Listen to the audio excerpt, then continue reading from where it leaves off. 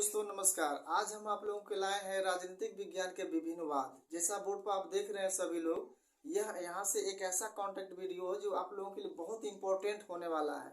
इसलिए आप इस वीडियो को पूर्ण देखिए, फुल वॉच करिए, तभी आप लोगों को एक अच्छा बेहतर नॉलेज यहाँ से प्राप्त हो सकेगा। ठीक है दोस्तों, तो चलिए चलते हैं। आज हम विभिन्न वाद के बारे में पढ़ते हैं। यह बहुत ही माइंड क्रिएट करता है विभिन्न वाद में, जैसे व्यक्तिवाद क्या है, आदर्शवाद क्या है, अराजकतावाद क्या है, मार्क्सवाद क्या है और इसके समर्थक कौन है। तो यहाँ से हम आप लोगों को एक वीडियो भेज रहे हैं जिसमें क्या है कि केवल विभिन्न वाद है, केवल वाद पर हमने वीडियो बनाया है। और यही इंपॉर्टेंट आप लोगों के लिए एक शॉर्ट नोट हम दे रहे हैं, जो बिल्कुल एकदम ट्रिक के माध्यम से आप लोगों को हमेशा माइंड में कंसेप्ट क्लियर हो जाएगा कि कौन इसमें व्यक्तिवाद है, कौन इसमें अराजकतावाद है। क्योंकि यहाँ से सवाल हमेशा पूछे जाते हैं कि निम्नलिखित शिक्षाविदों में से कौन इसमें व्यक्तिवादी है, तो कौन इसमें आदर्शवादी है, कौन इसमें अराजकतावादी है। ठीक है दोस्तों, तो चलिए आज शुरू करते हैं। आप लोगों के लिए लाया हूँ सबसे टॉप वीडियो है ये आपका राजनीतिक का विभिन्न वाद। विभिन्न वादों में आज हम अध्ययन करेंगे। देखिए सामने आप लोगों को दिख रहा होगा आदर्शवाद एवं समर्थक। आदर्शवाद में क्या है, उनके समर्थक कौन है। इसके बाद व्यक्तिवाद, उदारवाद, मार्क्सवाद, आरक्षणवाद, समाजवाद, नाजीवाद और उपयोगितावाद। ये सारे वाद जितने भी ये सबको हमने एक वीडियो में समेटने का प्रयास किया है। और यहाँ से क्वेश्चन आपको 101% यहाँ से क्वेश्चन आपको मिलेंगे, चाहे आपका आने वाला परीक्षा हो, टीजीटी, पीजीटी या नेट जेआरएफ हो, सबकी तैयारी जो लोग कर रहे हैं उन सभी लोगों के लिए इम्पोर्टेंट वीडियो। तो सो प्लीज फुल वॉच। ठीक है, अगर कुछ देखेंगे तभी तो कुछ आनंद मिलेगा, कुछ ज्ञान मिलेगा। बीच में से वीडियो छोड़ देंगे तो क्या मिलेगा।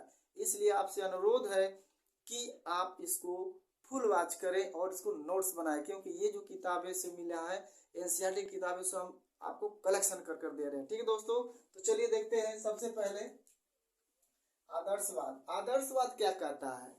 आदर्शवाद के अनुसार राज्य क्या है, आदर्शवाद के अनुसार व्यक्ति क्या है, इसको आप समझते हैं। देखिए आदर्शवाद के अनुसार राज्य को साध्य और व्यक्ति को साधन मानता है। तो राज्य को क्या मानता है? साध्य। और व्यक्ति को क्या मानता है? साधन मानता है। इसके अनुसार जो है, जो साध्य होता है वह सबसे जो होता है सुपर होता है। साध्य को क्या मानते हैं हम? सुपर मानते हैं। और व्यक्ति क्या है? और राज्य एक प्राकृतिक और आत्मनिर्भर संस्था है और राज्य से बाहर व्यक्ति का विकास असंभव है। यानी व्यक्तिवादियों के अनुसार यहाँ यह कहा गया है कि राज्य जो है सबसे क्या है? सर्वश्रेष्ठ है, क्योंकि राज्य से बाहर किसी भी व्यक्ति का कोई विकास संभव नहीं है। दोस्तों तो यहाँ पर ये नोट करने वाली विषय है कि आदर्शवाद के साथ, आदर्शवाद के अनुसार राज्य क्या है। क्वेश्चन में दे देगा साध्य है, साधन है, दोनों है, दोनों में से कोई नहीं।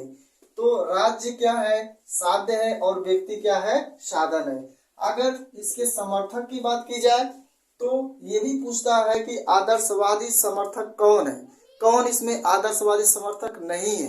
तो ध्यान दीजिएगा, यहाँ पर आदर्शवादी है अरस्तु, प्लेटो, हीगल, कांट, बोसांके। यहाँ जो अरस्तु और प्लेटो को आप देख रहे हैं ये समर्थक हैं आदर्शवाद के।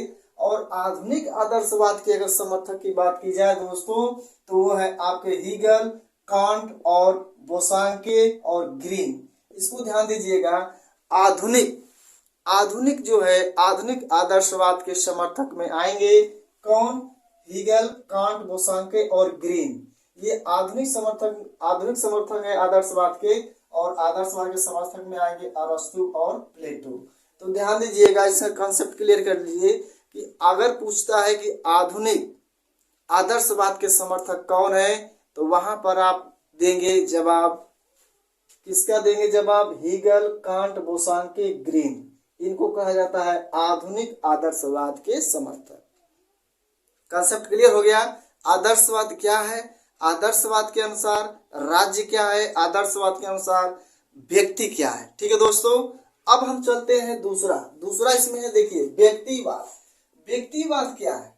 इसका उदय जो है 16वीं सदी में हुआ था। एक क्वेश्चन आ चुका है, 16वीं सदी में हुआ था। और व्यक्ति को साध्य राज्य को क्या मानता है, साधन मानता है। यानी कि ये जो है इसका उदय 16वीं सदी में हुआ था और व्यक्ति को साध्य मानता है और राज्य को क्या मानता है, साधन मानता है। जबकि आदर्शवाद क्या है, वो राज्य को साधन मानता है और व्यक्ति को जो है राज्य को साध्य मानता है, व्यक्ति को साधन मानता है। वहीं व्यक्तिवाद जो है व्यक्ति को साध्य मानता है और राज्य को साधन मानता है। यानी यहाँ व्यक्ति इंपॉर्टेंट है और यहाँ पर क्या है, राज्य इंपॉर्टेंट है। राज्य को साधन मानता है, कहता है कि राज्य एक साधन है और साधन से ही क्या होता है, साध्य का विकास होता है। तो यहाँ पर आप कॉन्सेप्ट क्लियर कर लीजिएगा। व्यक्तिवाद व्यक्ति को साध्य, राज्य को साधन। यानी व्यक्तिवाद है तो व्यक्ति को साध्य मानेगा। यानी यहाँ पर क्या है, व्यक्ति को सुपरविजन कहा गया है और राज्य को क्या कहा गया, साधन कहा गया है। और जबकि यहाँ आदर्शवाद में क्या किया गया, राज्य को साध्य है और व्यक्ति को क्या है, साधन है। ठीक है दोस्तों, तो इनके समर्थकों में आएंगे और देखिए इसमें और देख लीजिए, राज्य को एक आवश्यक बुराई मानते हैं। राज्य को क्या मानते हैं, आवश्यक बुराई मानते हैं। राज्य आवश्यक भी है और बुराई भी है। आवश्यक बुराई का मतलब ये हो गया दोस्तों कि राज्य आवश्यक भी है और बुराई भी है।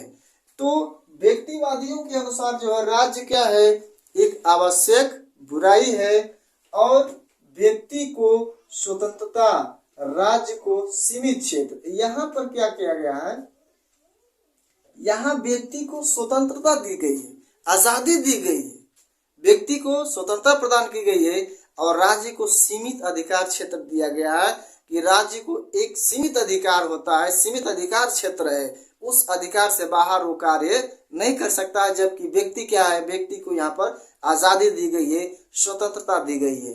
तो क्वेश्चन यहाँ से भी पुट अप हो सकता है कि व्यक्ति को स्वतंत्रता किसने दिया है, व्यक्तिवादियों ने दिया है। व्यक्तिवादियों के अनुसार जो है व्यक्ति को क्या मिला है, स्वतंत्रता मिला है। और इसमें समर्थक में देख लीजिए, समर्थक में है Spencer, Adam Smith, Jefferson, can't, lock और पेन। ये जो लोग हैं ये आपके हैं व्यक्तिवादी समर्थक।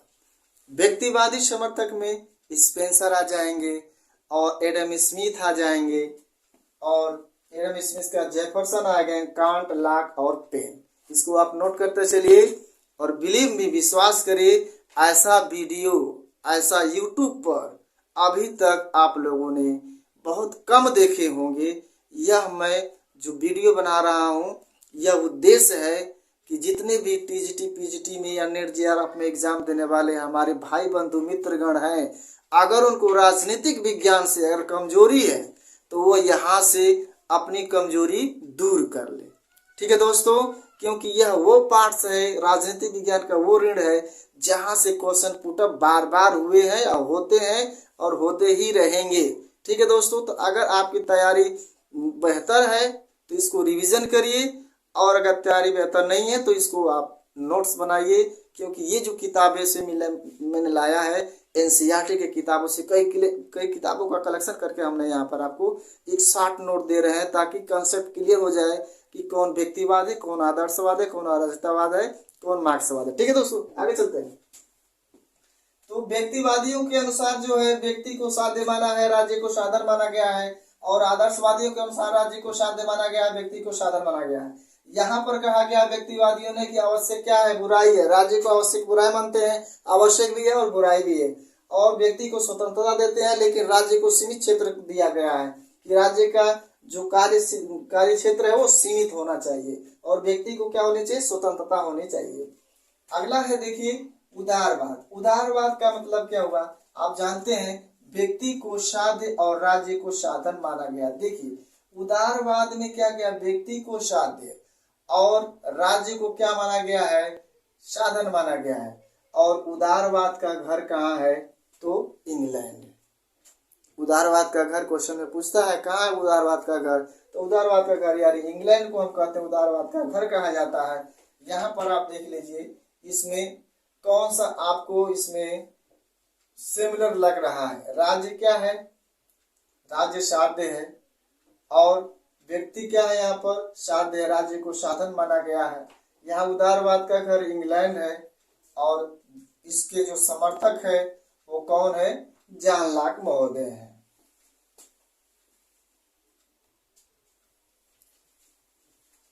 ठीक है दोस्तों, तो यहाँ पर फिर से आप देख ले सकते हैं व्यक्तिवाद और उदारवाद में क्या डिफरेंस है। तो व्यक्तिवाद में भी व्यक्ति को साध्य माना गया है और उदारवाद में भी व्यक्ति को क्या माना गया है, साध्य माना गया है। तो यहाँ से आप को रिलेट कर सकते हैं कि व्यक्तिवाद जो है वो भी क्या मानता है, व्यक्ति को साध्य मानता है, उदारवाद भी क्या मानता है, व्यक्ति को साध्य मानता है, और राज्य को साधन ये भी मानता है, राज्य को साधन ये भी मानता है। तो दोनों में को रिलेट कर लीजिए। और ये जो आदर्शवाद है वो राज्य को क्या मानता है, वो राज्य को साध्य मानता है, व्यक्ति को साधन मानता है। अब इसमें जो उदारवाद में है, कौन है समर्थक उदारवाद में है, जॉन लॉक, जिन्हें हम उदारवाद का जनक कहते हैं। और इन्होंने कहा का इसमें भी दो प्रकार के जो है आपके उदारवाद है, एक नकारात्मकवाद है और एक है सकारात्मक उदारवाद है।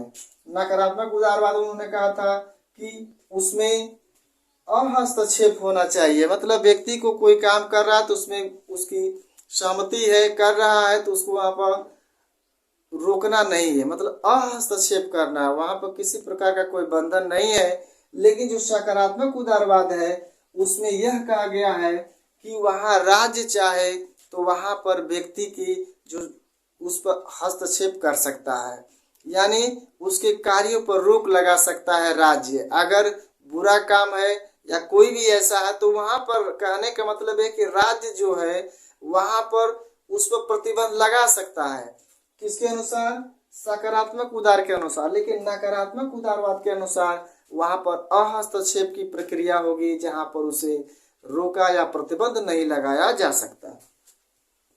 अगला देखिए मार्क्सवाद, बहुत इंपॉर्टेंट है मार्क्सवाद। आप लोग यहाँ से जो वीडियो आपको भेजी जा रही है उससे आपको रिलेट करिए, और किताबों का तो आप लोग अध्ययन कर रहे हैं उसका भी आप लोग पढ़ाई अपनी जारी रखिए, और यहाँ से जो आपको बेस्ट मिलता है उसको भी अचीवमेंट करते रहिए। ठीक है दोस्तों, मार्क्सवाद इसका जो है 19वीं सदी में उदय हुआ। इसका जो हमने बताया कि व्यक्तिवाद का 16वीं सदी में उदय होता है, वहीं पर मार्क्सवाद का 19वीं सदी में उदय होता है, और इसे जो है साम्यवाद कहा जाता है, वैज्ञानिक साम्यवाद कहा जाता है। यानी वैज्ञानिक साम्यवाद और साम्यवाद किसे कहा जाता है, मार्क्सवाद को ही कहा जाता है। राज्य को कहा था एक वर्गीय संस्था और शोषण का यंत्र। इन्होंने राज्य को एक वर्गीय संस्था माना था, एक वर्गीय, वो किसका, धनियों के वर्ग का, धनियों वर्ग का, जिसमें धनी लोग ही उसको क्या किए, अपने लिए उसका उदय किए, अपने लिए, कौन, धनियों ने किया। और इसे शोषण का यंत्र मानते हैं कि यह क्या है, शोषण का यंत्र है, कौन, राज्य। यानी राज्य को एक वर्गीय संस्था और शोषण का यंत्र मानने वाले कौन है, तो मार्क्सवादी है। अब मार्क्सवादियों में क्या हुआ, एक वर्ग था धनी वर्ग, एक था गरीब वर्ग, और धनी वर्ग और गरीब वर्ग इन्हीं दोनों में क्या हुआ, इन्हीं दोनों में संघर्ष की उत्पत्ति हुई। और संघर्ष की जब उत्पत्ति हुई तो उस पर जो है उत्पादन वर्ग पर जो धनियों का क्या हो गया, हक हो गया, इसलिए इसे वर्ग संघर्ष भी कहा जाता है। और राज्य का निर्माण पूंजीपतियों ने अपने लिए किया है। उन्होंने कहा कि राज्य का निर्माण पूंजीपतियों ने अपने हक के लिए किया है, और राज्य एक शोषण का यंत्र है, राज्य नहीं होना चाहिए, क्योंकि राज्यों में एक ही वर्ग है, केवल वो धनिक वर्ग है। यहाँ पर गरीब वर्ग और धनी वर्ग दोनों में हमेशा जो है संघर्ष की स्थितियां लगी रहती है और लगी ही रहेगी। जब तक कि राज्य रहेगा तब तक वहां पर शोषण का यंत्र जरूर रहेगा, शोषण वहां पर होता रहेगा। तो मार्क्सवादियों के अनुसार जो है राज्य का निर्माण जो पूंजीपतियों ने अपने हक के लिए किया है, और इनमें जो समर्थक है वो कार्ल मार्क्स है, एंजिल है और लेनिन है। क्वेश्चन बार बार पूछा जाता है कि मार्क्सवाद के समर्थक कौन है, तो मार्क्सवाद के समर्थक है आपके, मार्क्सवाद समर्थक है कार्ल मार्क्स, एंजिल और लेनिन। ये जो है शिक्षाविद है, इनको कहा जाता है कार्ल मार्क्सवादी। ठीक है दोस्तों, अब अगला हम चलते हैं अराजकतावाद। अराजकतावाद क्या है? राज्य को एक अनावश्यक बुराई मानते हैं। जहां पर यहाँ आवश्यक बुराई मानते थे और ये लोग क्या करते हैं, अगर व्यक्तिवाद राज्य को आवश्यक बुराई मानता है तो अराजकतावाद क्या करता है कि इसे अनावश्यक बुराई मानता है। अनावश्यक भी है, बुराई भी। तो कोरिलेट कर लीजिए, ये आपका जो है व्यक्तिवाद जो है और अराजकतावाद। तो व्यक्तिवाद क्या करता है दोस्तों, राज्य को आवश्यक बुराई मानता है, और अराजकतावाद क्या करता है कि राज्य एक अनावश्यक बुराई है।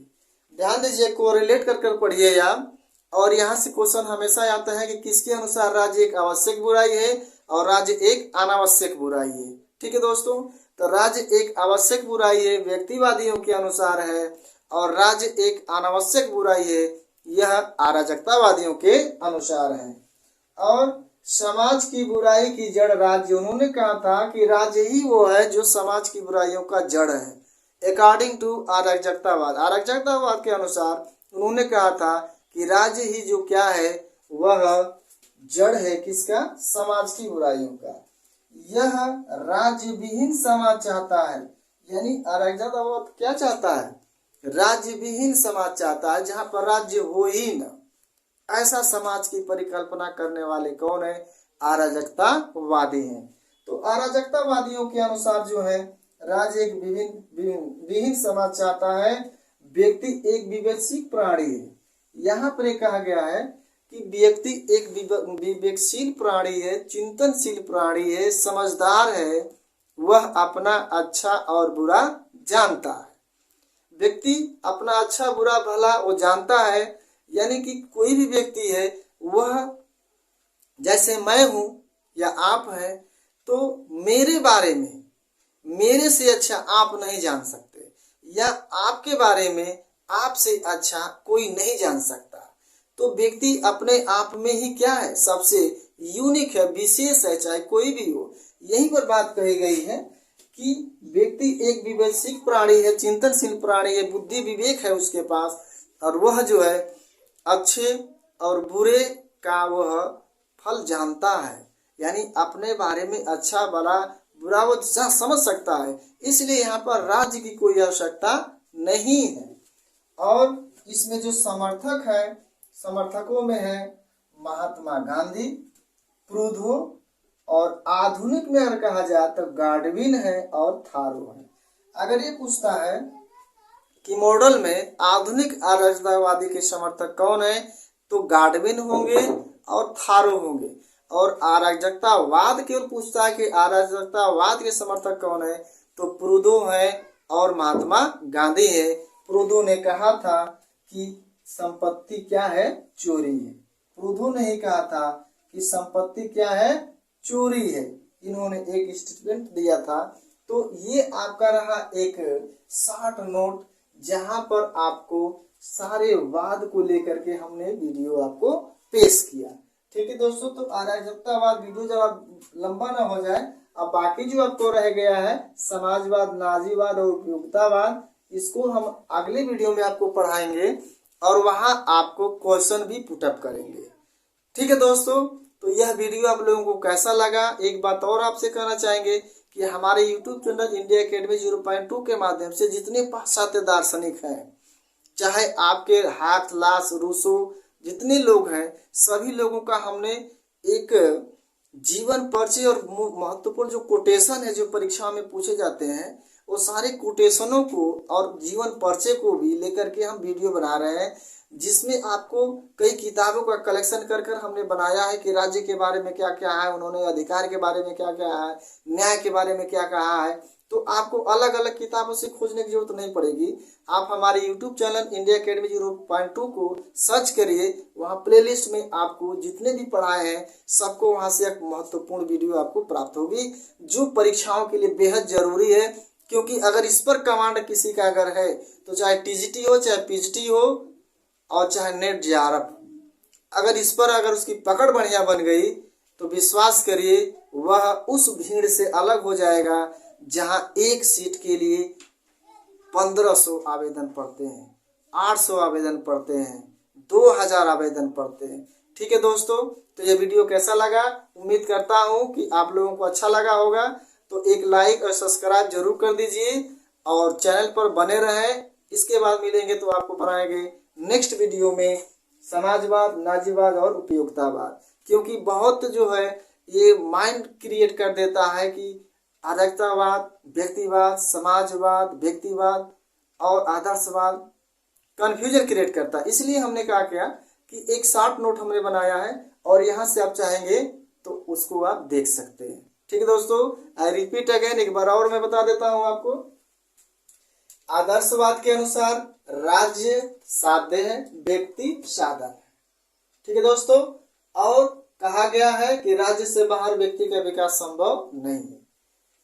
समर्थक में अरस्तु, प्लेटो। अगर आधुनिक में आ जाए कि आधुनिक आदर्शवाद में कौन है, तो हीगल, कांट, बोसांके और ग्रीन। ठीक है दोस्तों, नेक्स्ट में देखिए व्यक्तिवाद। इसका उदय 16वीं सदी में हुआ था और व्यक्ति को साध्य और राज्य को क्या माना है, साधन माना है। यानी अकॉर्डिंग टू व्यक्तिवाद के अनुसार व्यक्ति को साध्य, राज्य को साधन। ठीक इसका हो गया उल्टा। राज्य को आवश्यक, बुराई मानता है। राज्य है आवश्यक भी है और बुराई भी है, और व्यक्ति की स्वतंत्रता पर बल देता है और राज्य को एक सीमित क्षेत्र देना चाहता है। कौन, व्यक्तिवाद। इसमें समर्थक में कौन है, स्पेंसर है, एडम स्मिथ है, जेफरसन है, कांट है, लॉक है और पेन है। ठीक है दोस्तों, नेक्स्ट में है उदारवाद। उदारवाद को रिलेट कर लीजिए, यहाँ व्यक्तिवाद, उदारवाद। उदारवाद में क्या है, व्यक्ति को साध्य मानता है और व्यक्तिवाद भी क्या मानता है, व्यक्ति को साध्य मानता है। यानी कि व्यक्ति क्या है, सर्वोपरि है। साध्य हमेशा सर्वोपरि सुपरविजन होता है, राज्य को साधन मानता है। और जो उदारवाद का घर है, पूछता है परीक्षा में कि उदारवाद का घर कहाँ है, तो इंग्लैंड है। उदारवाद के जनक कौन है, तो जॉन लॉक महोदय हैं। जॉन लॉक उदारवाद का जनक कहा जाता है। और इसमें दो प्रकार के उदारवाद, एक नकारात्मक उदारवाद, एक सकारात्मक उदारवाद। नकारात्मकवाद में किसी व्यक्ति पर कोई हस्तक्षेप नहीं, कोई प्रतिबंध नहीं। और सकारात्मक उदारवाद में क्या है कि व्यक्ति पर राज्य चाहे तो उस पर अंकुश लगा सकता है। ठीक है, नेक्स्ट में आ जाइए मार्क्सवाद। मार्क्सवाद का जन्म 19वीं सदी में हुआ। इसे साम्यवाद या वैज्ञानिक साम्यवाद कहा जाता है। और राज्य को एक वर्गीय संस्था माना जिसमें धनियों का वर्ग था, यानी कि जहाँ पर धनी लोग रहते थे, और राज्य को शोषण का यंत्र मानता है। यहाँ पर धनी वर्ग, गरीब वर्ग दोनों में संघर्ष होता है। संघर्ष की स्थिति हमेशा बरकरार रहती है। और जो उत्पादन वर्ग होता है उस पर केवल किसका प्रभाव रहता है, तो धनी लोगों का प्रभाव रहता है। इसलिए हमेशा संघर्ष होता रहता है। और इसके अनुसार राज्य तब तक है, तब तक संघर्ष होता रहेगा, जब तक कि अमीर और गरीब दोनों की खाई पट न जाए, तब तक ये संघर्ष रुक नहीं सकता। और आप जानते हैं कि ये न कभी होने वाला है न होगा, ये संघर्ष तो ऐसे ही जारी रहेगा। अगला है राज्य का निर्माण किसके लिए हुआ है, पूंजीपतियों ने अपने हक के लिए किया है। और इसमें समर्थक है कार्ल मार्क्स, एंजिल और लेनिन है। अराजकतावाद क्या कहता है, जहां पर व्यक्तिवाद कहता है कि आवश्यक है क्या, राज्य को आवश्यक बुराई मानता है, वहीं पर अराजकतावाद क्या करता है कि राज्य को अनावश्यक बुराई मानता है। कहता है कि राज्य ही क्या है, सारी विवादों का जड़ है। राज्य ही क्या है, सभी बुराइयों की जड़ है। और राज्य को कुछ तवज्जो नहीं देता है और यह राज्य विहीन समाज चाहता है। यह चाहता है कि समाज ऐसा हो जहाँ पर राज्य न हो। राज्य विहीन समाज की परिकल्पना करने वाला अराजकतावाद है। और ये कहता है कि व्यक्ति खुद एक चिंतनशील प्राणी है, बुद्धि विवेक प्राणी है, वह अपना अच्छा भला और बुरा जान सकता है। इसलिए यहाँ राज्य की कोई जरूरत नहीं है। इनके समर्थकों में आप आ जाएंगे तो महात्मा गांधी आ जाएंगे, प्रूदो आ जाएंगे। प्रूदो जिन्होंने कहा था संपत्ति चोरी है। अगर आधुनिक अराजकतावाद में कहें तो आ जाएंगे आपको गाडविन और थारो। ठीक है दोस्तों, तो आई होप आप लोगों को अच्छा लगा होगा। एक लाइक, एक शेयर, कमेंट जरूर आप करें। और नए हैं तो चैनल को सब्सक्राइब कर लें ताकि इस वीडियो से हर एक अपडेट आपको मिलते रहे। ठीक है दोस्तों, यहाँ तक ले आप लोगों ने देखा, आप लोगों का बहुत बहुत धन्यवाद।